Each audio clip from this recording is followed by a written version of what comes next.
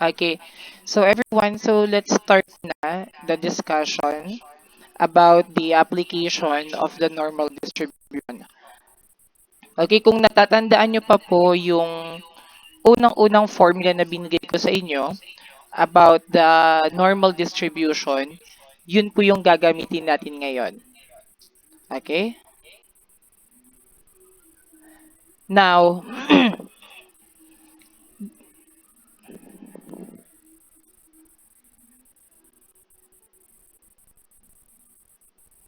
okay.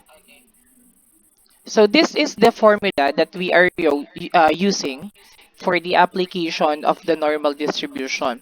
Pero yung process, yung mga step-by-step procedure na ginawa natin nung nakaraang discussion about the standard normal distribution is gagawin pa rin po natin siya.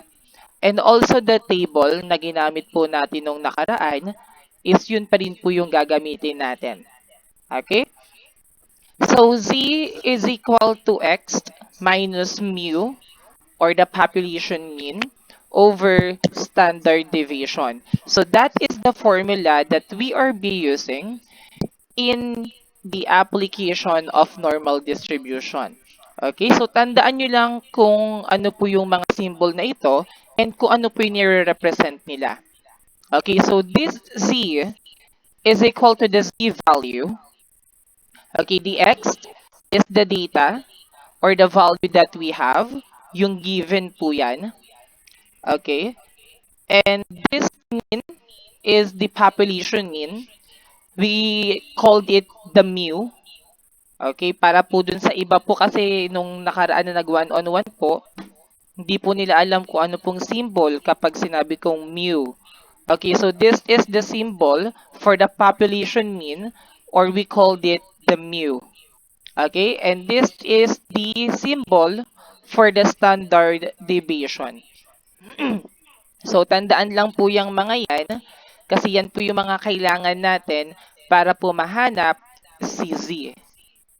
Okay, so let's start. Example number 1. The average Pag-ibig salary loan for RFS Pharmacy Incorporation employees is 23,000. Okay. If the debt is normally distributed with a standard deviation of 2,500, let's find the probability that employees owe less than 18,500. So yung average daw po na sahod ng mga employee ng pharmacy na ito is 23,000. Okay? Now, we have the standard deviation of 2,500. Ang hahanapin po natin is the probability ng mga employee na meron daw utang na less than 18,000. Excuse me. Ibig sabihin po nun, 18,499 pababa. Yun po yung hahanapin natin. Okay? So, we have three givens na po. One is the average, two is the standard deviation, and then three is the z or the value of the measurement. Okay? Of course, step number 1 that we are going to do is to draw a figure. Sabi ko nga sa inyo mga anak, this is very important to do first before tayo mag-compute. Okay, bago natin gawin yung solution natin sa problem na ito. Magdo-drawing muna tayo ng illustration or ng figure ng normal curve. Okay? So, ganito po ang magiging itsura niya. So, hindi na siya mga anak standard ha. Ibig sabihin po, meron na tayong pinaka-mean. Okay, yung gitna kasi 'di ba before 0 lang siya. So ngayon meron na tayong specific number and also the standard deviation. So drawing tayo.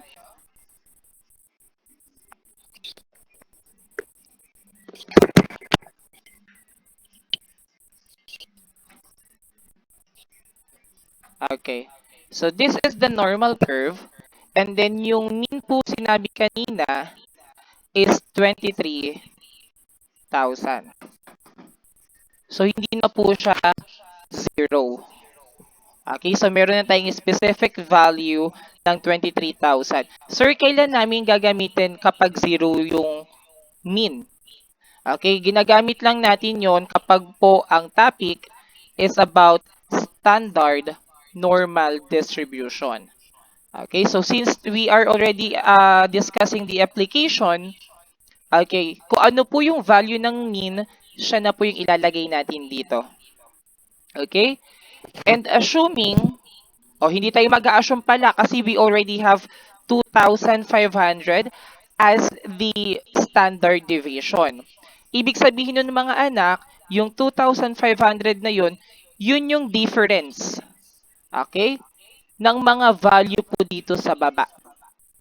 Ibig sabihin, start dito ng 23,000, pagpapunta ng right, para makuha mo yung ibang value, mag-a-add ka ng 2,500.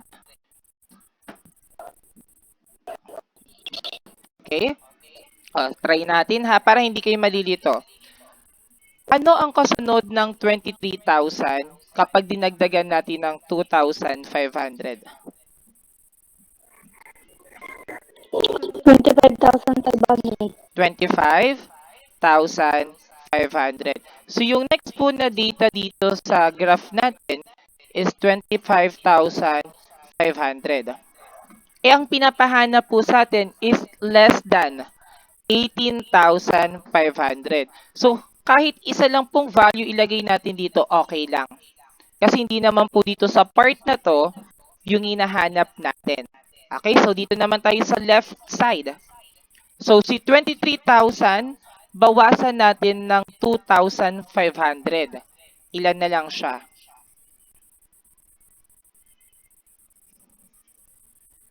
Anyone?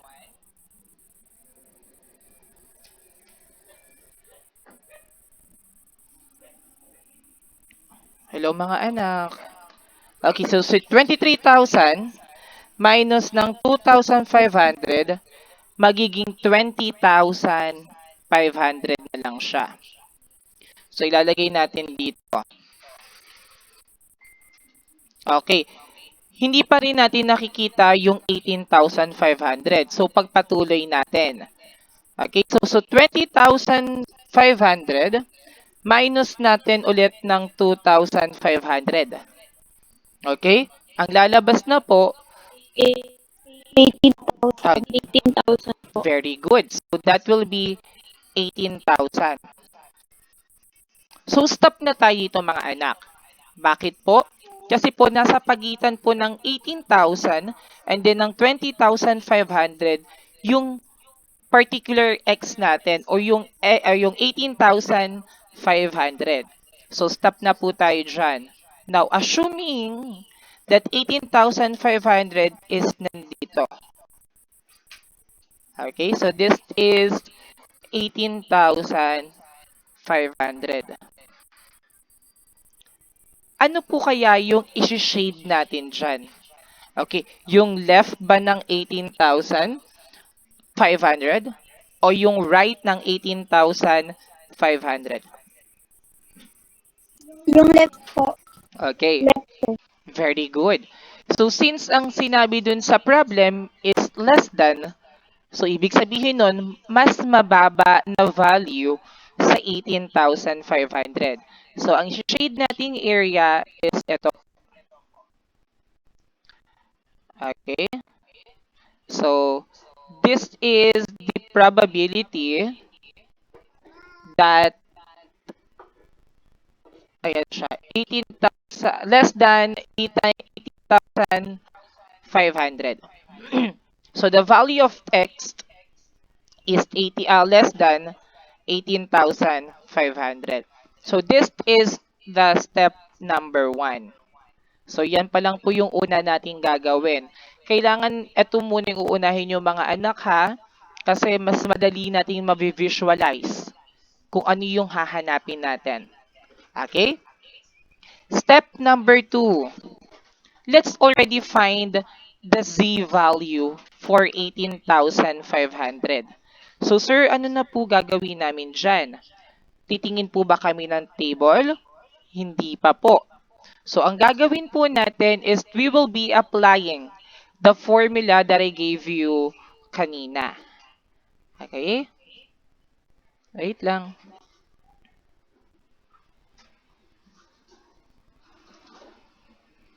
Yung formula na ginamit natin is Z is equal, sulat lang ulit ni teacher ha. C is equal to X minus mu all over standard deviation. Okay? Ang gagawin lang natin is substitute the values that we have. Okay? So Cx, that will be 18,500.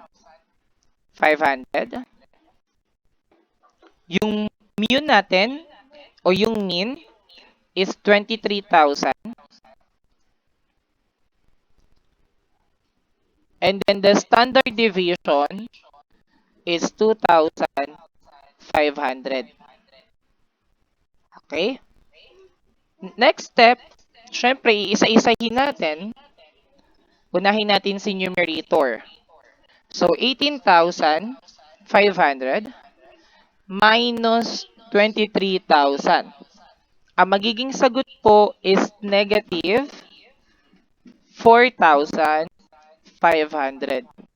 Sir, okay lang ba mag-negative? Okay lang po yan. Okay, so nung example ko nga sa inyo nung nakaraan, kapag negative, okay lang. Kasi pwede natin gamitin yung table pa din para mahanap po yung area nung z value natin. Now, divide natin tong si negative 4,500 kay 2,500. Negative 1.8, sir. Negative 1 point. 8. Okay. So, the answer or the z value is negative 1.8 or 1.80. Sir, bakit mo dinadagdagan ng 0? Kasi po, ito po yung gagamitin natin na value para makita natin yung area, okay, doon sa table. Kasi nga po, pag titingin tayo sa table, kailangan naka 2 decimal place. Okay? So, ito po yung C value natin. Nakuha po ba?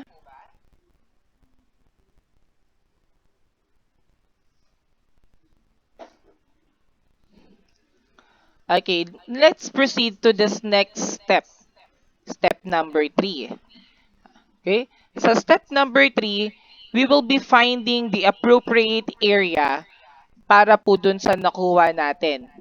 Okay, na z value, which is negative 1.80. Okay, sir, paano namin yan hahanapin? Okay, i-check nyo po yan doon sa table na ginamit natin. Sige nga, tignan nyo nga mga anak, ano yung area nung negative 1.80?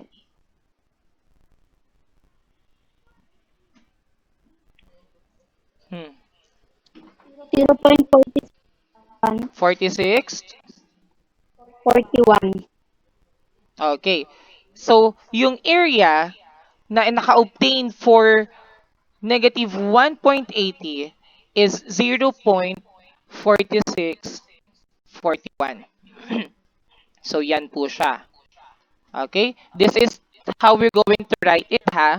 The probability of z is less than 0, but greater than negative 1.80 is equal to 0.4641. Okay? Nakita na natin. Isulat ko ulit ha. So, drawing ulit ako ng normal distribution para makita ninyo.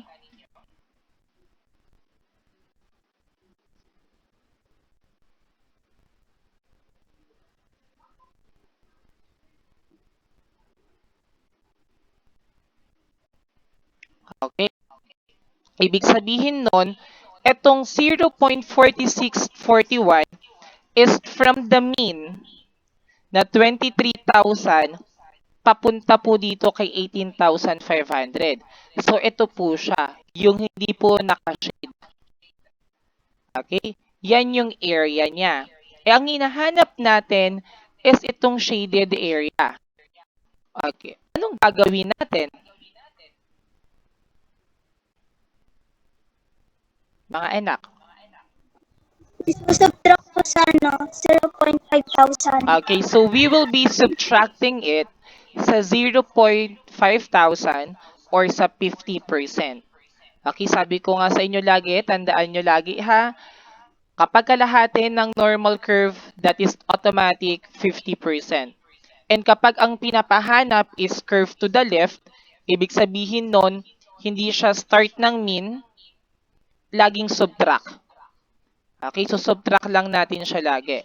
So sir, paano po magiging itsura ng computation yan? So ito po yan. So P or the probability of X is less than 18,500 is equal sa, okay, yung ginawa nga natin, yung 0.5,000 minus, ito pong nakuha natin na area na 0.4641. Okay? And what will be the answer? 0.0359, sir. Okay, so very good. Pati yung nag-chat po. So the answer is 0.0359. Okay?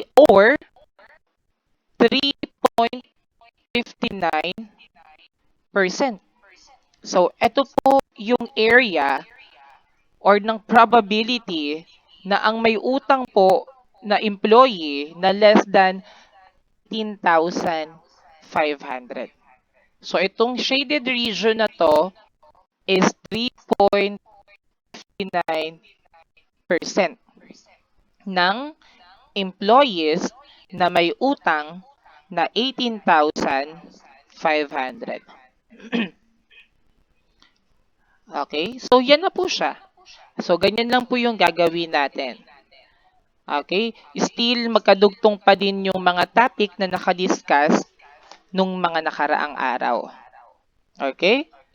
May question po ba for example number 1? Meron bang kailangan balikan kasi hindi po naintindihan? Or masyadong mabilis si teacher? Maaari naman nating balikan. Meron po ba? Sir, lagi po siyang greater than. Hindi anak. Depende po siya sa situation. Saan anak yung sinasabi mong greater than? Yung tinuturo po, sir, yung P, open parenthesis, negative 1.80 po, sir. Tapos greater than po, tama po. Yeah, anak, this is greater than. So kapag binasa natin ito anak, from left going to right. Mali pala. From center, pupunta ka ng left, babalik ka sa right. So this is the probability of Z greater than negative 1.80 but less than 0. Ibig sabihin nun anak, si Z daw greater than kayo negative 1.80. Ibig sabihin, yun po yung mga number. Sulat ko lang anak ha, ibang normal curve to. Ito yung 0. Ito yung negative 1.80. So, ibig sabihin nun anak, si Z daw, greater than kay negative 1.80. Nasaan ba dito yung number na greater than kay negative 1.80? Yung nandito pong part. Okay? Yung 1.79, 1.78, 1.6, 1.5, yun po yung mga number na mas malaki kay negative 1.80. Pero, si Z daw is less than 0. Kasi po, nasa negative side na po siya. Kaya mas mababa po siya kay 0. So, depende yan anak sa paggamit natin ng symbol and depende din po yan sa given. Okay po?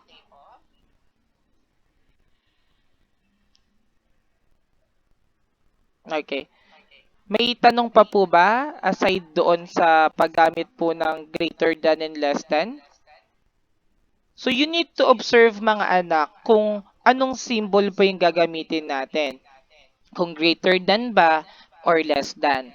On this example, we are using z is greater than kasi po mas mataas kay negative 1.80 and then 0.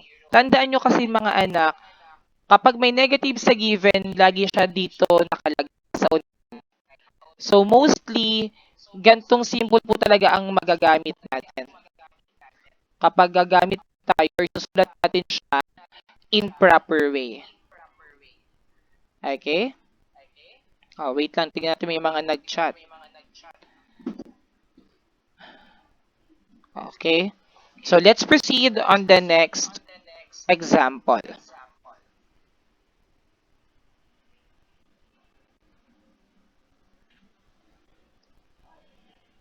Yan.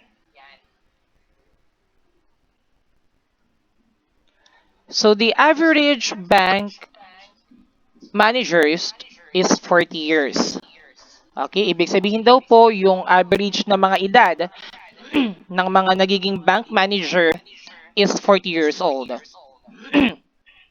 Assume that the variables is normally distributed with a standard deviation of 5 years. Let's find the probability that the age of the randomly selected bank manager will be on the range between 35 and 46. So, ibig sabihin daw po, from 35 years old, papuntang 46 years old. Ilan do yung probability na iyon? Okay? So, unang-unang gagawin, lagi, we will be drawing the figure. Okay?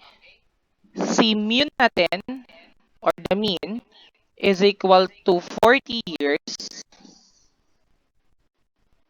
The standard deviation is 5 years.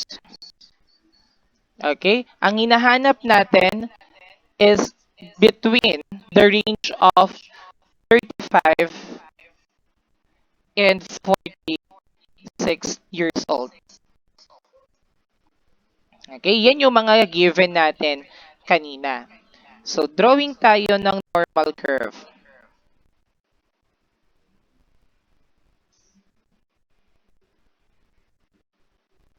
Okay? Si mean natin is 40. Again, yung difference ng mga number na makikita po dito sa baba is yung standard deviation, which is 5. Okay? So, si 40 minus 5, 35. Stop na tayo. Bakit po? Kasi ayan naman po yung number na hinahanap natin.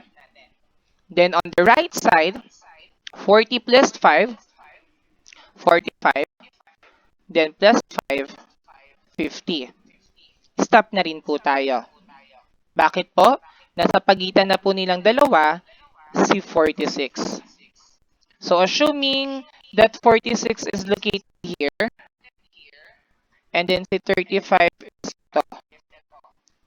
Ano daw po yung probability between 35 and 46? So yan po yung hahanapin natin na area. May tanong po ba sa graph?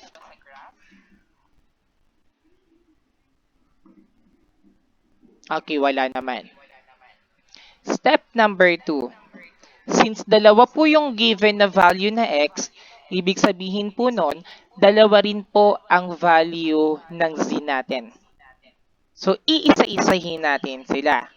Si una, x is equal to 35, and then si pangalawa, na x is equal to 46. Okay? Gagamitin pa rin natin yung formula na binigay ni teacher kanina na x minus mu over standard deviation. Unahin natin si 35. So, z is equal to 35 minus 40 divide 5. So, 35 minus 40 is negative 5 divide 5.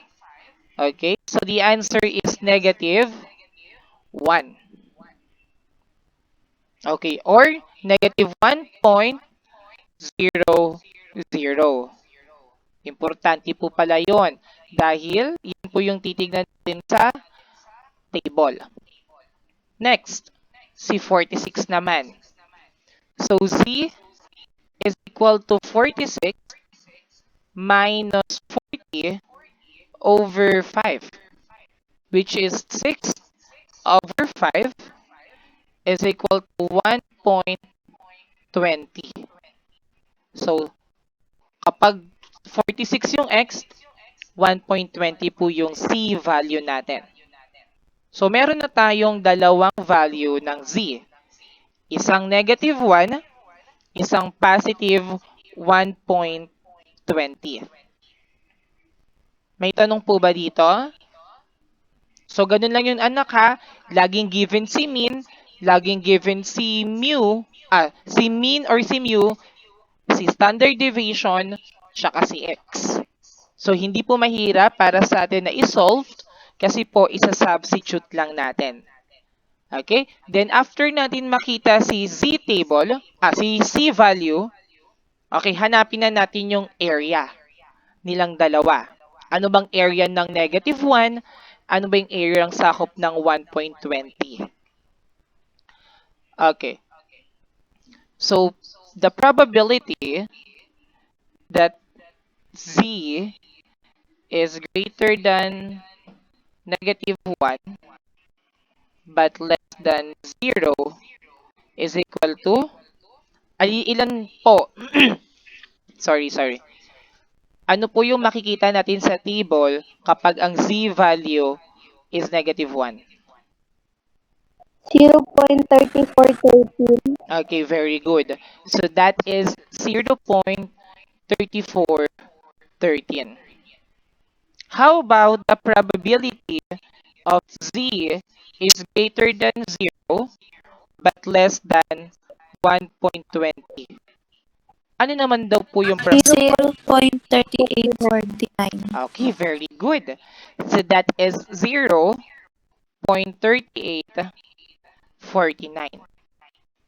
Mahuhusay. Okay, so meron na tayong dalawang area. Negative 1 is 0.3413 and then si positive 1.20 is 0.3849. So, ano yung step number 4? Okay, pagsasamahin po natin silang dalawa. Bakit pagsasamahin?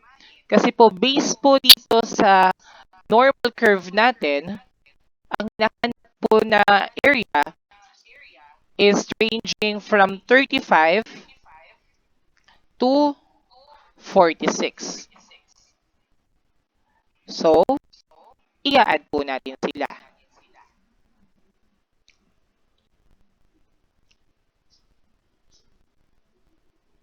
Okay? So, si gitna natin is 40 or this is 0. Tapos nandito si 46. 46, the z value is 1.20.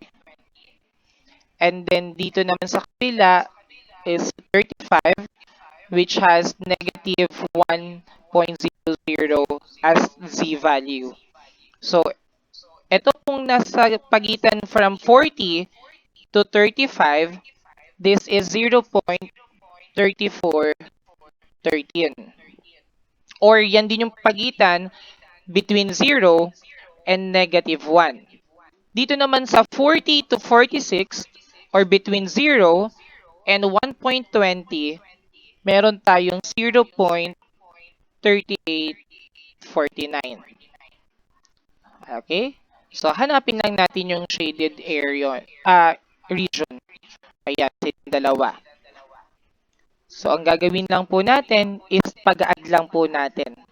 So, the probability of x is greater than 35 but less than 46 is equal to, okay, yung area po nilang dalawa, 0.3413 and, sorry, plus pala to.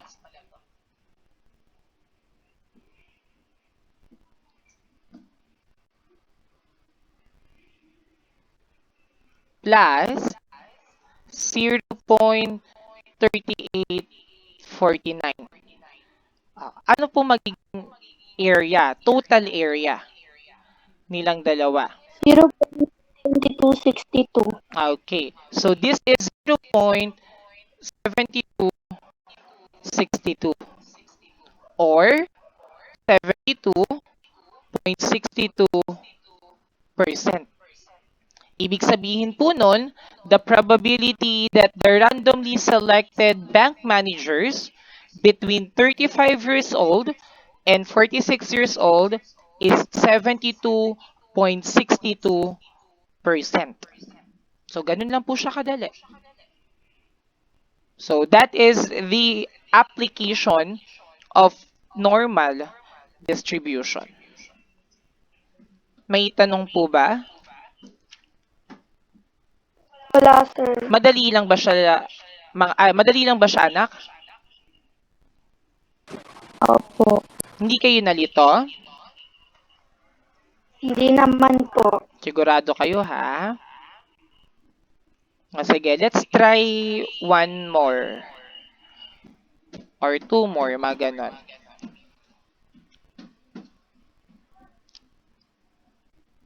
Okay. Hold on.